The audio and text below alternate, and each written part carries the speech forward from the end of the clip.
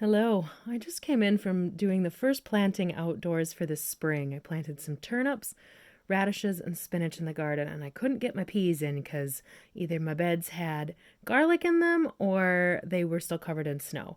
But we have a little microclimate, and I was able to do a little bit of planting in a few of my beds. And I wanted to take a few minutes to make a quick video about a comment that someone left. I think that they were being snarky, and I wanted to address it as how can a person or family be thriving if they receive government assistance, right? So the way that American capitalism and the systems work is that you are not deemed worthy or successful if you do not make a certain threshold of money.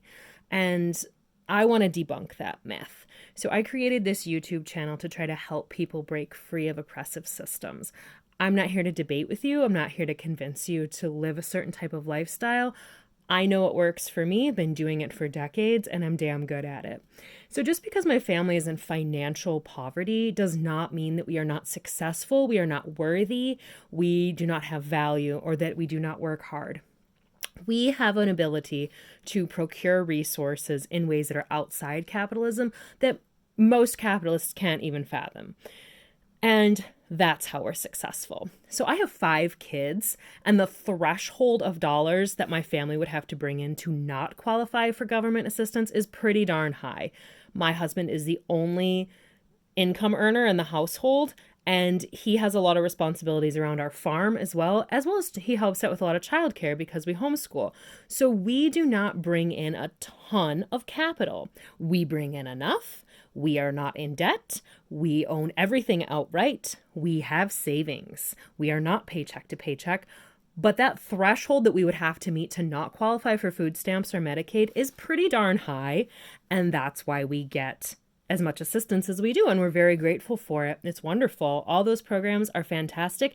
And so federally subsidized programs such as WIC, SNAP, Medicaid, programs that help improve our homes, which we are recipients of, grants, federal grants, those are subsidies to keep the people in poverty just enough so that they can get back to work and make money for the shareholders. It's just enough to keep them out of the gutter and the streets, just enough to keep them alive and to subsidize the low wages that the working class receives. And if a person in capitalism doesn't understand that, I would suggest trying to understand that. The problem is not that people are poor, so to speak. The problem is that the oligarchy and the billionaires have stacked the cards against the working people. I mean, for decades, for generations, this is the way it is. And they enrich themselves. And what is absolutely happening now in an accelerated rate is a sort of feudal system. It appears that that's what the oligarchy wants, is to keep people chained to jobs, to reproduction, to keeping this system going, to keep the oligarchy in power and wealthy.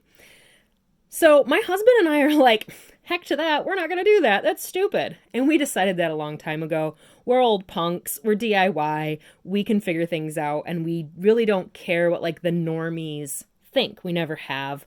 So if someone's like, well, how can you thrive being an anti-capitalist if you get food stamps? Well, like and subscribe to the channel and you can figure out how, because I'd love to share with people who are interested. Again, I'm not trying to change your mind. I don't care if you're a capitalist or not. It's not my business. I'm not. I don't like it. I think it's a pretty shoddy system. So the way that my family gets by is we produce a lot of our own food, the vast majority of our own meat, and a lot of our produce and veg. We produce that, and every year we produce more. I can also source it locally. I can scavenge it. I have some really good lines on scavenging and getting things from the waste stream, and I forage a lot. So I know how to get a lot of food, and I know how to stuff it into jars and to preserve it and to make sure that I have anywhere from 6 months to a year's worth of most types of food on hand at any given time. So even in the early spring as of now, I still have a tremendous amount of food put up because that story of the grasshopper and the ant, I am the ant. I am always sniffing around looking for food no matter what. So that's one way that we thrive, is that my children's bellies are full. They get 3 home-cooked meals every single day. So every single time that a snarky capitalist is out eating crappy restaurant food or gas station food. My kids have full homemade food and they are cared for, and I get to raise them and feed them, and I know what's in it. So I'd call that thriving, because we have a lot of food and we don't have to worry too much about how it's coming in. And that's kind of aside from the food stamps, actually. Most of the food that we get is not from food stamps or WIC. It certainly helps and we appreciate it, but we were doing this a long time before we even realized that we qualified for those programs. That was just in the last few years that we realized that we qualified. So along with food, I can make my own medicine. So again, while everyone who's like wrapped up in these crumbling American systems are like, you know, in and out of the doctor's office, in and out of the hospital or the emergency room for a sniffle or an infection or something, like I can treat all that at home. My family has freedom from that system, and then that's how we thrive. My children are very, very rarely seriously ill because I treat it quickly. I am a healer. I know how to treat things naturally in the way that my ancestors did, and I can tap into that and get that done very easily. That's another way that we thrive, is that we're healthy. We're healthy. We are far healthier than the average American, and our bodies show it, and we are able to get things done and enjoy our life and live a comfortable lifestyle because we are not chronically ill. So we have self-reliance skills. You know, my husband is a master mechanic. He can pull vehicles out of a junkyard. He can fix a brake line, do whatever it needs to be done. And that's how we get our vehicles. We know how to mend, repair, make do without. We know how to scavenge, forage. We know how to take the things that the normies, the capitalists, discard because maybe it has like a broken edge or wire or something. And my kids even know how to fix it now. We don't care that it's not brand new. We don't care if it's not like Bluetooth and hooked to our phone. We use items that were in use generations ago, and we know how to use them. So we don't care what the trends are, what the tech is. That doesn't apply to us. We are removed from that system, and it helps us thrive because we're not dependent on that system. Those of you out there who are really dependent on like technology, or like your lawnmower won't start if it's not Bluetooth to your phone or something, like that's a bummer. That's really tough to be stuck in that. And or like your lights won't turn on because your phone's dead or something. Like these smart houses, ooh, you're putting yourself in a pretty tough situation there. Like I have multiple systems set up. So like when my lights don't turn on because maybe there's a power outage, I have oil lamps and candles, and we know how to manage all that. We have backup systems for heating and cooking and getting water. We have multiple water sources. Like we're preppers in that department. And so we are very self-reliant. We do not have to run to an outside source to fix a problem. We can fix a lot of things ourselves. And then we have a really good community around us whom we have invested in, with people with similar skill sets, values, and then we can rely on each other. Maybe someone's a carpenter. Maybe they have, a different skill set than we have, and we can do a lot of bartering and trading and taking care of one another. And that's really how communities built. That's how people lived before the, post World War II era of like consumerism just exploded. We've kind of taken a step back and rejected all that consumption. And it is a way that we thrive. So I can raise and educate my own kids. I don't have to sequester them to a school building and to have them educated. I recognize that most American parents do not want a whole lot to do with their kids. They really don't tolerate them well. They don't have good parenting skills, and they want someone else to do that work, and it's not valued. That's why childcare workers and teachers are paid so terribly. And I get to raise my kids the way that I want to, my husband and I. We've decided to homeschool. We let them pursue the interests that they want to be a part of. They attend a virtual academy, and so they take the classes that they're interested in, and they don't have to take the ones they're not interested in.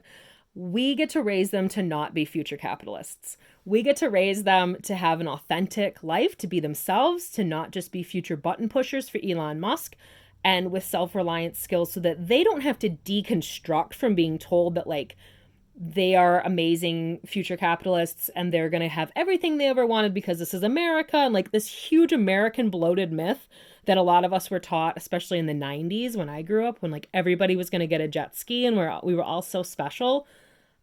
My kids aren't really being taught that. They have a pretty realistic view of reality and what they're facing. Life is difficult, but you can pick and choose which avenue you want to take. You don't have to just follow a certain path. And we have choices, and this is the one that our family has made. And I really enjoy that my kids have a lot of freedom. They are very well behaved and mature and respected in the community. People comment on them. They can converse with anyone. They are really interesting and have a lot of really cool hobbies, and they're just really charming people to be around. And most American parents don't feel that way about their kids. They really want nothing to do with them as much as possible. So we have chosen a different route on that. And because of that, our children really do thrive. And that is commented on very often in the community that we're a part of. So on that too, I am my own woman. I do not have to answer to anybody. I don't have a boss. My husband has his own business. He's a mechanic. We are our own bosses. We make our own schedule. Our lives fluctuate with the seasons. We can pick and choose what needs to be done. We run our show.